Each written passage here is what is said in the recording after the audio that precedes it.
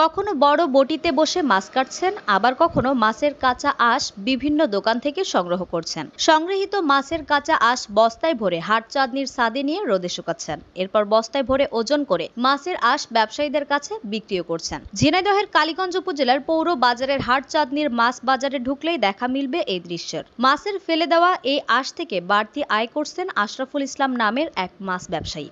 প্রতিদিন চলে তার এই কর্মযজ্ঞ।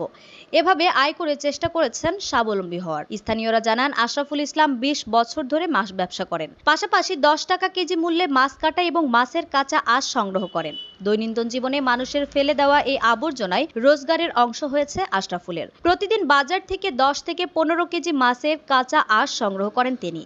এরপর রোদে শুকিয়ে শুকনো আঁশ হিসেবে বাজারে বিক্রি করেন। আগে ফেলনা ভেবে মাছের আঁশ ফেলে দিলেও এর ব্যবহার বা বিক্রি হবার কথা জানার পর থেকে রোদে শুকিয়ে সংরক্ষণ করে পরে ব্যবসায়ীদের কাছে আঁশের সাইজ অনুযায়ী 50 থেকে 60 টাকা কেজি দরে বিক্রি করছেন আশরাফুল। এসব আঁশ যাচ্ছে চীন, জাপান সহ উন্নত সব দেশে, আর তা দিয়ে মুরগির খাদ্য, ঔষধ শিল্প সহ নানা প্রসাধনী তৈরিতে ব্যবহৃত হচ্ছে।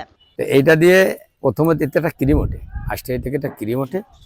এই ক্রিম দিয়ে নাকি মেয়েদের লিপস্টিক প্রসাধনী এটা তৈরি হয়, ক্যাপসুলের খাপ, তারপরে মেয়েদের চুমকি, শাড়িতে দেয় চুমকি তৈরি হয়, আর বাদ বাকি পোলট্রির ফিড হয়।